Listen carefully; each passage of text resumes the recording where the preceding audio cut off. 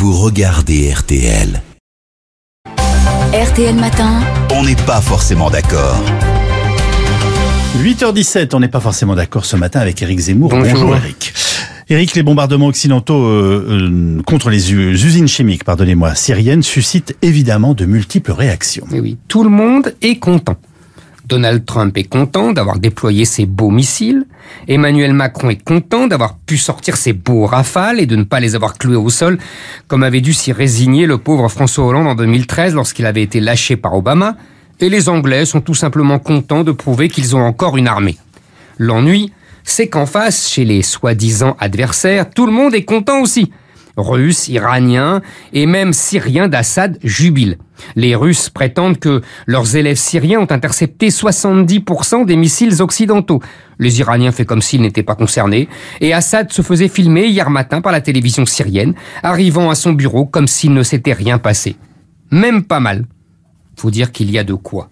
Les bombardements occidentaux l'ont privé d'armes dont il n'a nullement besoin. On ne saura peut-être jamais si c'est bien lui et ses troupes qui ont utilisé ces bombes au chlore ou si c'était un coup des rebelles pour le faire accuser selon la méthode utilisée pendant la guerre en Yougoslavie. Dans les deux cas, une chose est sûre, sans armes chimiques, Assad va gagner sa guerre et reconquérir son territoire. Vous pensez donc, Éric, que cette opération ne va absolument rien changer sur le terrain ? Écoutez, les bombardements occidentaux ont, paraît-il, détruit les usines d'armes chimiques. Mais ils ont été, c'est le moins qu'on puisse dire, économes de vie humaine. Pas un soldat syrien n'est mort, encore moins un soldat russe ou iranien. Bon. Trêve de plaisanterie, tout indique que Trump a téléphoné à Poutine avant de lancer ses Tomahawks. Mais je vous en prie, Mr. Donald, frappez à l'endroit que Tovarich Vladimir vous indique. Ce n'est plus un bombardement, c'est une valse à 1000 temps. Ce n'est plus une guerre, c'est un jeu vidéo.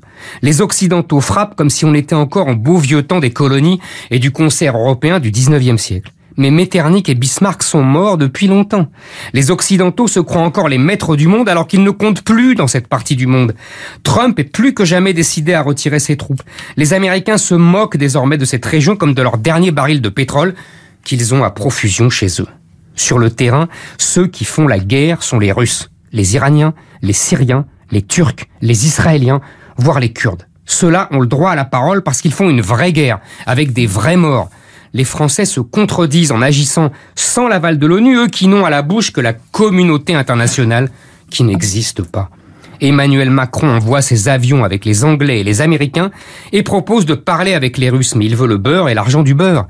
Avec cette intervention, il s'est rangé, qu'il le veuille ou non, dans la coalition qui est en train de se forger autour de l'Arabie Saoudite et d'Israël, soutenue par Trump, contre l'autre coalition formée de l'Iran, de la Russie, de la Syrie, voire de la Turquie d'Erdogan.